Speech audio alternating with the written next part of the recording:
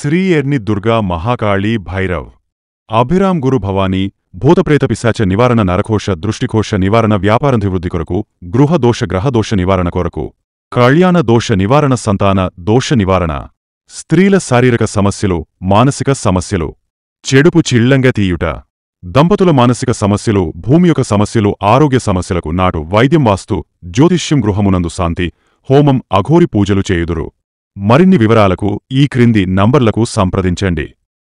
నమస్తే, welcome to వార్తాకిరణం. నేను కృష్ణకుమార్.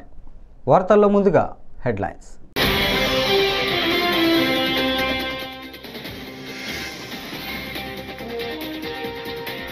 పోలవరంను సందర్శించిన అంతర్జాతీయ నిపుణుల బృందం.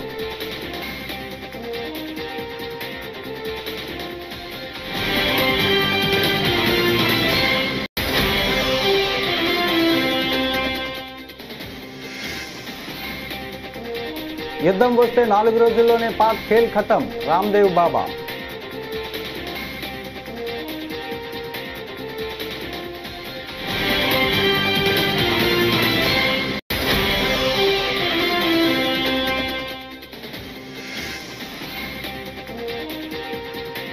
వసూళ్లకు పాల్పడుతున్నట్లు నిరూపిస్తే రాజీనామా చేస్తా, భూమా అఖిలప్రియ ఆగ్రహం.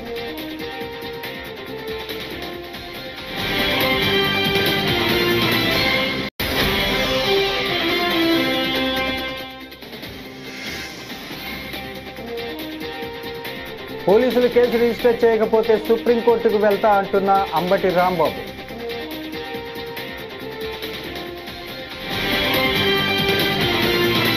ఇక డీటెయిల్స్ చూస్తే, పోలవరం ప్రాజెక్టును సోమవారం అంతర్జాతీయ నిపుణుల బృందం సందర్శించింది. ఇక్కడ జరుగుతున్న వివిధ నిర్మాణ పనులను వారు పరిశీలించారు. జలవనరుల శాఖ అధికారులు, నిర్మాణ సంస్థల ప్రతినిధులకు నిపుణుల బృందం కీలక సూచనలు, సలహాలు ఇచ్చారు.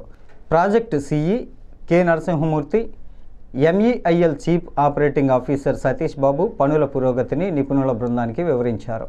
నిపుణుల బృందం సభ్యులు డయాఫ్రామ్ వాల్ పనులు, ఎగువ కాపర్ డ్యాం పటిష్టతపై ఆరా తీశారు.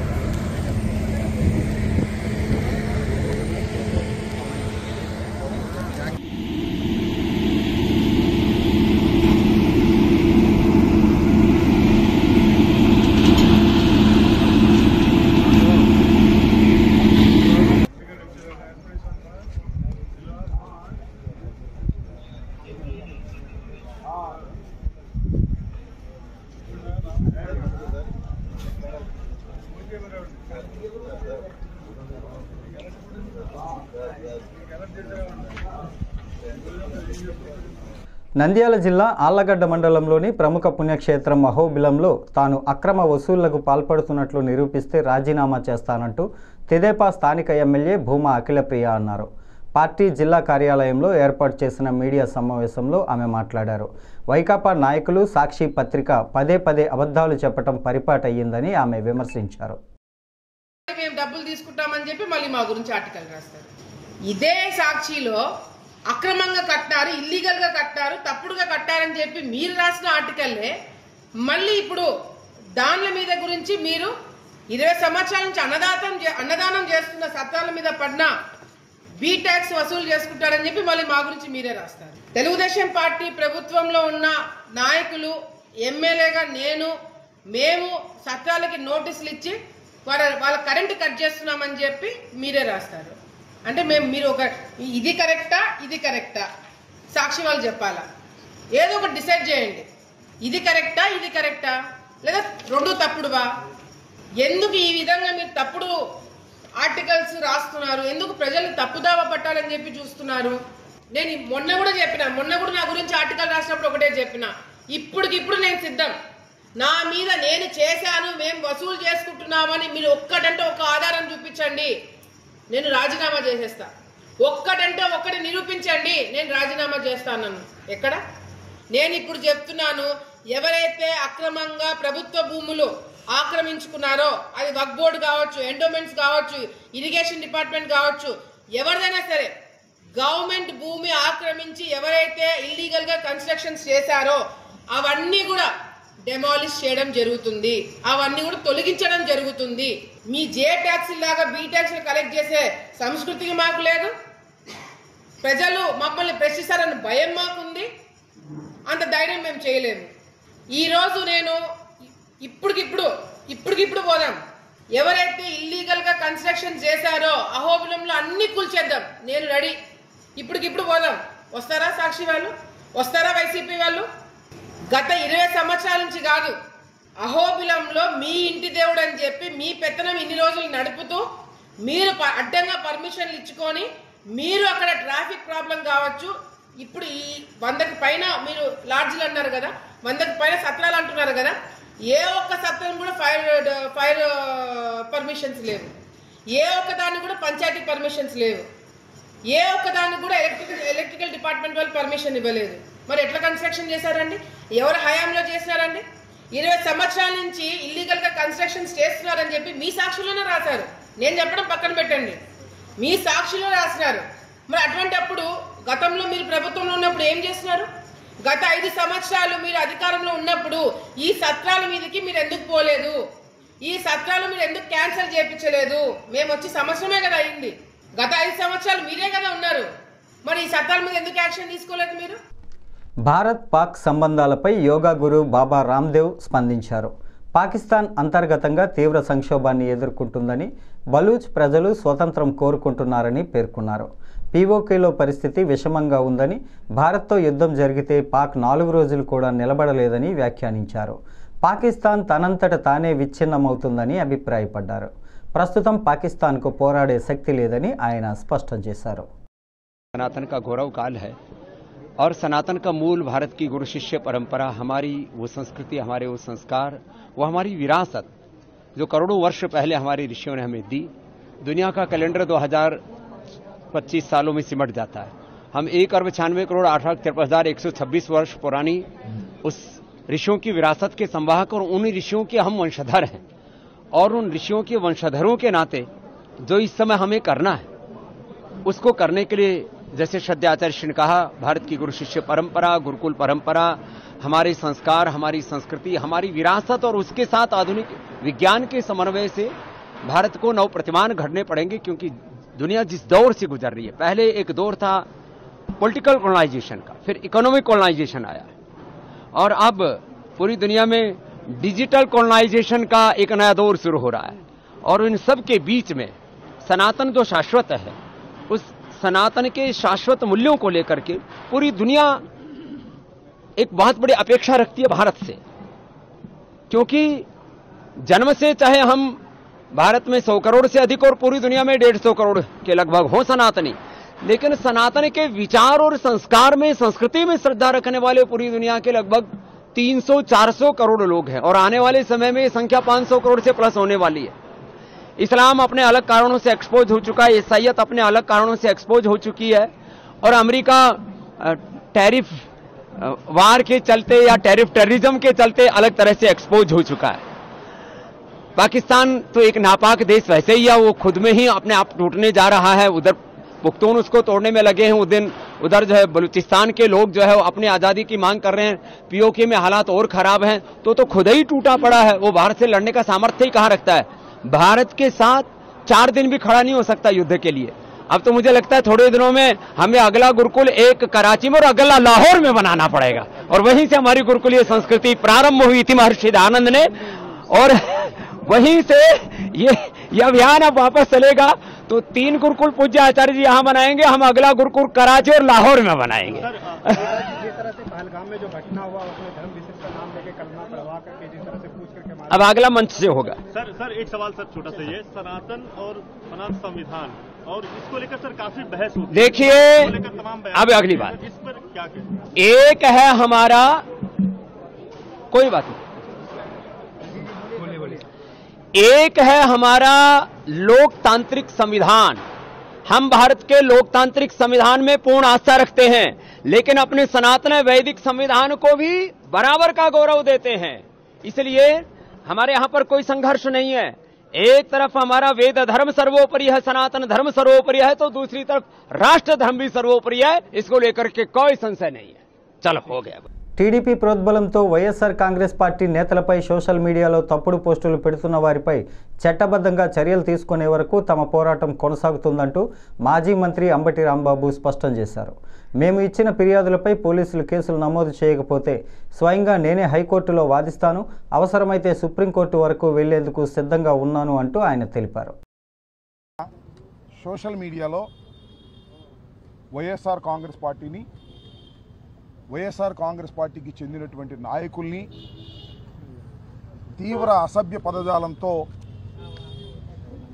లోకేష్ గారి ప్రోద్బలంతో పోస్టులు వీడియోలు పెట్టి మా గౌరవ ప్రతిష్టలకు భంగం కలిగే విధంగాను, సంఘంలో పార్టీలు మధ్యన చిచ్చు పెట్టే విధంగాను గత కొంతకాలంగా ఐటీడీపీ ఆధ్వర్యంలో జరుగుతున్నటువంటి సోషల్ మీడియాలో అరాచకాన్ని అడ్డుకునేందుకు ఒక ఉద్యమ రూపంలో వైఎస్ఆర్ కాంగ్రెస్ పార్టీ తరఫున మేము పనిచేస్తున్నామని ఈ సందర్భంగా చెప్పదలుచుకున్నాను. ముఖ్యంగా గతంలో 5 కంప్లైంట్స్ పోయిన సంవత్సరం నవంబర్ మాసంలో ఇవ్వటం జరిగింది. 5 కంప్లైంట్స్ కూడా పోలీసు వారు రిజిస్టర్ చేయలేదు. చేయకపోతే హైకోర్టుని ఆశ్రయించడం జరిగింది. హైకోర్టులో 4 కేసులు రిజిస్టర్ చేశారు. ఇంకో కేసు రిజిస్టర్ చేయలేదు. అది కూడా ఇంకా హైకోర్టులో పెండింగ్లో ఉంది. ఇది ఇలా ఉంటే సీమరాజు అనే ఒక వ్యక్తి, ఆయన ఒక వీడియోలు చేసి తన ఐడిలో వైఎస్ఆర్ కాంగ్రెస్ పార్టీని, జగన్మోహన్ రెడ్డి గారిని, వైఎస్ఆర్ కాంగ్రెస్ పార్టీ నాయకుల్ని, నన్ను అనేక రకాలుగా దుర్భాషలాడి విద్వేషాలు రెచ్చగొడుతూ అనేక పోస్టింగ్లు, అనేక వీడియోలు చేస్తున్నటువంటి విషయం చాలామందికి తెలుసు. దీని వెనుకాల టీడీపీ ఉండి నడుపుతూ ఉంది. పైగా ఆయన ఆ సీమరాజు అనే ఆయన పేరు వేరే చంద్రకాంత్ చౌదరిట. ఆయన మెల్లో వైఎస్ఆర్సీపీ జెండా కండువా కప్పుకుంటాడు. వైఎస్ఆర్సీపీ అంతర్జాతీయ జనరల్ సెక్రటరీ అని చెప్పి మోసం చేసి, చీట్ చేసి ప్రజలను నమ్మించేందుకు ప్రయత్నం చేస్తూ ఉన్నాడు. ఆయన మీద గతంలో కూడా నేను ఇదే పోలీస్ స్టేషన్లో కంప్లైంట్ ఇచ్చాను. But police has not taken any action. Case కూడా రిజిస్టర్ చేయలేదు. ఇవాళ నేను ఒక కంప్లైంట్ వారికి ఇచ్చి ఆ సీమరాజు అనే వ్యక్తి మీద కంప్లైంట్ డీటెయిల్స్గా ఇచ్చి నేను రసీదు కూడా తీసుకున్నాను. ఎందుకు రసీదు తీసుకున్నానంటే పోలీసు వారు రిజిస్టర్ చేయరని, చేయకపోతే న్యాయస్థానాలను ఆశ్రయించవలసిన అవసరం ఉంటుందని రసీదు తీసుకున్నాను. రసీదు ఇవ్వటం అనేది వారి డ్యూటీ. ఏదైనా ఒక కంప్లైంట్ పోలీస్ స్టేషన్లో ఇస్తే రసీదు ఇవ్వాలి, నాకే కాదు ఎవరికైనా, కేసు రిజిస్టర్ చేసి విచారణ జరపాలి. కానీ మేము ఇచ్చినటువంటి కంప్లైంట్స్కి అలాంటి ఆదరణ పోలీసు వారి దగ్గర రావడం లేదు. కాబట్టి న్యాయస్థానాల్ని ఆశ్రయించవలసిందిగా మేము అనుకున్నాం.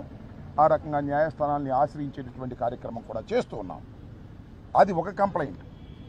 రెండవ కంప్లైంటు కిరాక్ ఆర్పి అట. అతను కూడా నా మీద చేస్తున్నాడు, గౌరవ మాజీ ముఖ్యమంత్రి గారి మీద చేస్తున్నారు, రోజా గారి మీద, వైఎస్ఆర్ కాంగ్రెస్ పార్టీ కార్యకర్తల మీద, నాయకుల మీద విచ్చలవిడిగా బూతులు వాడేటటువంటి ప్రయత్నం చేస్తూ ఉన్నారు. నేను ఈ మధ్యన పార్టీ ఇన్ పర్సన్గా న్యాయస్థానానికి వెళ్ళి 4 కేసులు రిజిస్టర్ చేసే విధంగా చేస్తే నేను న్యాయస్థానానికి వెళ్ళడాన్ని కూడా అసభ్యంగా. శ్రీ సత్యసాయి జిల్లా హిందూపురంలోని శ్రీ కన్యకా పరమేశ్వరి దేవాలయంలో వార్షికోత్సవం ఘనంగా జరుగుతోంది.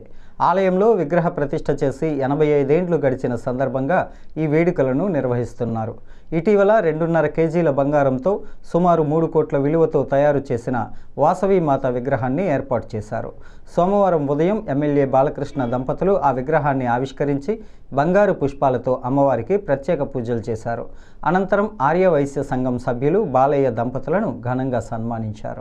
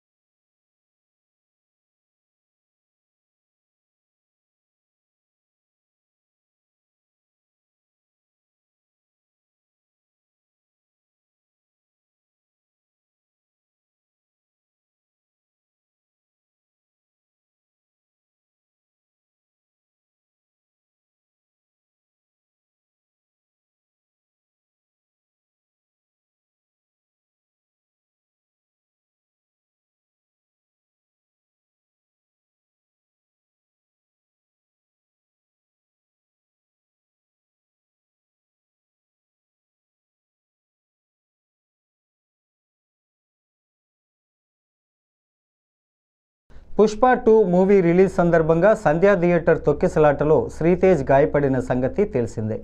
ఇటీవల డిశ్చార్జి అయిన శ్రీతేజ్ హైదరాబాద్లోని ఏషియన్ ట్రాన్స్కేర్ రిహాబిలిటేషన్ సెంటర్లో చికిత్స పొందుతున్నాడు. అతడిని ఇవాళ నిర్మాతలు అల్లు అర్జున్, బన్నీ వాసు పరామర్శించారు. శ్రీతేజ్ ఆరోగ్య పరిస్థితిని వైద్యులను అడిగి తెలుసుకున్నారు.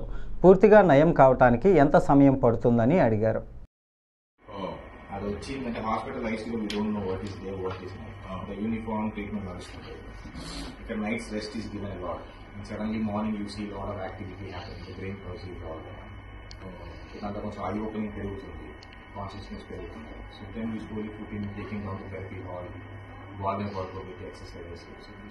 స్లో గ్రాడ్యువల్ ప్రాసెస్ కానీ results are nowadays good. Growing brain కాబట్టి వీఆర్ ఎక్స్పెక్టింగ్. అదే మనకి అడల్ట్ బ్రెయిన్ అయితే రికవరీ అనేది కొంచెం ఛాన్సెస్ తక్కువ. ఇప్పుడు దీని అప్కమింగ్ గ్రోయింగ్ బ్రెయిన్ కాబట్టి చేస్తున్నాయి. So hopefully brain will take new areas and develop. ఈ లోపల కాంప్లికేషన్స్ రాకుండా వీఆర్ ప్రివెంట్. ముఖ్యమంత్రి చంద్రబాబు నాయుడు ఏ స్కీమ్ రచించినా దాని వెనుక స్కామ్ తప్పకుండా ఉంటుందంటూ తూర్పుగోదావరి జిల్లా వైఎస్ఆర్సీపీ అధ్యక్షుడు, మాజీ మంత్రి చెల్లిబోయిన వేణుగోపాలకృష్ణ విమర్శించారు.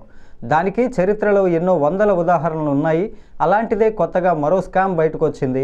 బలహీన వర్గాల మహిళలను ఆర్థికంగా నిలదొక్కునేలా చేస్తామని చెప్పుకుంటూ కూటమి ప్రభుత్వం భారీ అవినీతికి తెరతీసింది. చంద్రబాబు మాటలకు చేతలకు చాలా వ్యత్యాసం ఉంటుంది. పేదల పేరుతో సంపద కొల్లగొట్టడంలో చంద్రబాబు సిద్ధహస్తుడు. పేదలకు లబ్ధి చేకూర్చినట్టు పైకి చెప్పుకుంటూ ఆయన మనుషులు లాభపడతారు అంటూ ఆయన అన్నారు.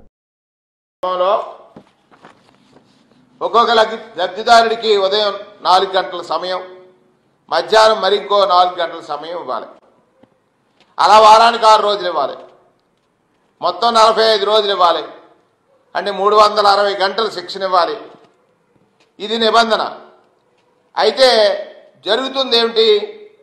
ఉదయం ఒక బ్యాచ్ 3 గంటలు, మధ్యాహ్నం ఒక బ్యాచ్ 3 గంటలు, ఈ 3 గంటలు మాత్రమే ఇస్తున్నారు. ఇది క్యాలిక్యులేట్ చేస్తే కాంట్రాక్టర్కి లబ్ధిదారు నుంచి కేవలం 135 గంటలు మాత్రమే శిక్షణ ఇస్తున్నారు. ఇదొక స్కామ్, ఇదొక మోసం. అలాగే దారా, స్కేల్, కత్తెర ఇంకా కలిపి లబ్ధిదారు ట్రైనింగ్, ఒక ట్రైనింగ్ కిట్ కాంట్రాక్టర్ ఇవ్వాలి. ఇవన్నీ కూడా లబ్ధిదారులే తెచ్చుకుంటున్నటువంటి పరిస్థితులు కూడా కనిపిస్తున్నాయి. ట్రైనింగ్ సెంటర్లో ఎలక్ట్రిసిటీ ఛార్జెస్ కానీ, టాయిలెట్ ఫెసిలిటీస్ కానీ, వాటర్ ఫెసిలిటీస్ కానీ, ఫర్నిచర్ కానీ మొత్తం కాంట్రాక్టర్ ఏర్పాటు చేయాలి. ఇక్కడ కూడా ఆ కార్యక్రమాలు ఎక్కడ పూర్తిగా జరుగుతున్నట్టుగా వాస్తవాలు కనపట్టలేదనే విషయాన్ని కూడా మీ ద్వారా రాష్ట్ర ప్రజలకు తెలియజేస్తా ఉన్నాను. ఒకటి, ఈ రాష్ట్ర ప్రభుత్వాన్ని బీసీల తరఫున, ప్రత్యేకించి బీసీ మహిళల తరఫున వారికి మీరు శిక్షణ ఇస్తున్నారు. ఆ శిక్షణా కార్యక్రమంలో వారు నేర్చుకున్నటువంటి వృత్తి నైపుణ్యం ఏదైతే ఉందో, నైపుణ్య వృత్తి అని మీరు అంటారు కనుక, ఈ శిక్షణానంతరం వారు ఇచ్చినటువంటి ఈ మిషన్లని ఏ విధంగా ఉపయోగించుకోవాలి? ఇంట్లో పెట్టుకోవాలా? ఈ టైలరింగ్ నేర్చుకున్నటువంటి వారు వారి ఇంట్లో టైలరింగ్కి ఏమైనా ఉపయోగించాలా? లేదా వాళ్ళు ఏమన్నా వేరే ఆలోచన, వారికి లబ్ధి చేకూర్చడానికి ఏమన్నా ప్రభుత్వం సహాయం చేస్తుందా? దానికి ఏమన్నా ప్రణాళిక ఉందా? ఇవన్నీ ఏమి లేవు. అంటే మీరు కేవలం ఈ శిక్షణలో ఒక స్కామ్ని ఎలా మనం బీసీ మహిళల పేరుతో, అలాగే ఈబీసీ మహిళలు, అందులో రాజులు ఉన్నారు, రెడ్లు ఉన్నారు, కమ్మలు ఉన్నారు, వైశ్యులు ఉన్నారు, కాపులు ఉన్నారు, ఈ మహిళలందరూ, అలాగే బీసీలో అనేక కులాలు ఉన్నాయి, అందులో ఉన్న మహిళల్ని ఎలా మోసగించవచ్చు ఈజీగా? అంటే మీరు చాలామంది ఐపీఎస్, ఐఏఎస్లు నాకు స్నేహితులుగా ఉన్నారని, అందులో పిఎస్ఆర్ ఆంజనేయులు ఒకరని మాజీ ఎంపీ ఉండవల్లి అరుణ్ కుమార్ అన్నారు. ఆయనను అరెస్టు చేసి జైలుకు పంపిన తరువాత చూడటానికి వెళ్ళినట్టు స్థానిక ధర్మంచెర కమ్యూనిటీ హాల్లో సోమవారం జరిగిన మీడియా సమావేశంలో వెల్లడించారు. ఆయన మాట్లాడుతూ, ఒక డీజీ స్థాయి అధికారిని జైల్లో పెట్టడం ఇదే ఫస్ట్ టైం అని, ఇలాగైతే భవిష్యత్తులో పోలీస్ వ్యవస్థ పనితీరు తీవ్ర ప్రశ్నార్థకమవుతుందని వ్యాఖ్యానించారు. జగన్ తప్పు చేస్తే జగన్ని జైల్లో పెట్టాలే కానీ పోలీసులను జైల్లో పెట్టడం ఏమిటని ప్రశ్నించారు. ఒక ముంబై నటి తనపై రేప్ జరిగిందని, ఆ కేసులో ఉన్న పారిశ్రామికవేత్త సహకారంతో తనను కోర్టుకి హాజరు కాకుండా ఈ విధంగా జగన్ ప్రభుత్వం నిర్బంధించిందని చెప్పారని ఆయన తెలిపారు. ఇష్యూ ఇది నిజంగా రేపు జరిగితే, రేప్ విక్టిమ్ని ఇలా చేయగలిగితే ఎందుకంటే ఇంక ప్రభుత్వాలు, అది జగన్ ప్రభుత్వం అని, చంద్రబాబు ప్రభుత్వం అని, అలా ఈయన మన పవన్ కళ్యాణ్ గారు యాక్ట్ చేశారు. వకీల్ సాబ్ చూసారా? అందులో ఏంటి? కన్సెంట్. ఎవరైనా సరే అమ్మాయి రెగ్యులర్గా బ్రోతల వృత్తిలో ఉన్న అమ్మాయి అయినా సరే, అతను బుక్ చేసుకుని డబ్బులు పే చేసి తీసుకెళ్ళి సెక్స్ కోసం అని పట్టుకెళ్ళిన అమ్మాయి అయినా సరే, కన్సెంట్ లేదు అంటే కుదరదు. అదే జడ్జిమెంట్ అందులో, అదే ఈయన పవన్ కళ్యాణ్ గారు వాదించాడు.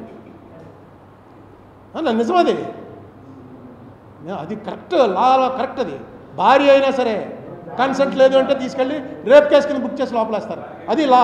ఇప్పుడు మామూలుగా అన్నీ కూడా మన ఆంధ్రప్రదేశ్కి సంబంధించిన పోలరైజేషన్ వచ్చింది. ఐపీఎస్లో ఒక గ్రూపు తెలుగుదేశం, ఒక గ్రూపు వైసీపీ, అలా పోలరైజేషన్లో ఉన్నారు. కానీ ఇది ఆఫీసర్ల యూనియన్లు ఇవి కాదు, ఇది అసలు లీగల్ పాయింట్. ఇది మరి ఎందుకు రైజ్ చేయలేదో వాళ్ళు మన కోర్టులో నాకు అర్థం కాల. కోర్టులో రైజ్ చేయాలి, అసలు వీళ్ళని ఎలా అరెస్ట్ చేస్తారండి అని. ఒకటి మాట మాత్రం జడ్జి గారు అన్న మాట ఒకటి, మరి హైకోర్టులో ఉన్నాడో జిల్లా కోర్టులో ఉన్నాడో ఎక్కడ ఉన్నాడో కానీ జడ్జి గారు ఒక మాట అన్నట్ట, ఒక కామెంట్ బెంచ్ మించి, అసలు మీరు కేసు చదివి తీసుకొస్తున్నారా అని. కేసు అంతా చదువుకుని తీసుకొస్తున్నారా? ఊరికే అరెస్టు, తీసుకురావడం, రిమాండ్, ఎందుకంటే రొటీన్ అని అడిగారని చెప్పారు ఎవడో పంపించాడు. సో డెఫినెట్గా this is going to be A larger debate. ఇలా చేయటం వితౌట్ కోర్టు పర్మిషన్ తీసుకురావటం, పోలీసుల్ని ఒక రకంగా పార్టీ కార్యకర్తలుగా మార్చేసే ప్రయత్నం చేస్తే మామూలు జనం పరిస్థితి, ఏ పార్టీకి సంబంధం లేని జనం. ఇప్పటివరకు నాకు తెలిసి పోలీసు వ్యవస్థ మీద ఎన్ని రకాల విమర్శలు ఉన్నా, బ్యాడ్ కామెంట్స్ ఉన్నా, ఏమున్నా. ఈ వార్తలు ఇంతటితో సమాప్తం. నమస్కారం.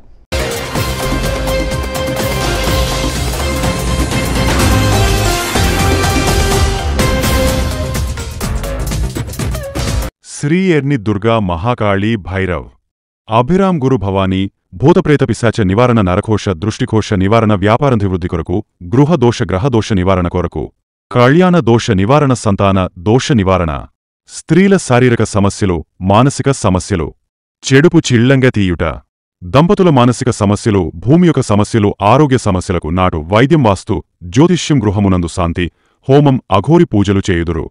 మరిన్ని వివరాలకు ఈ క్రింది నంబర్లకు సంప్రదించండి.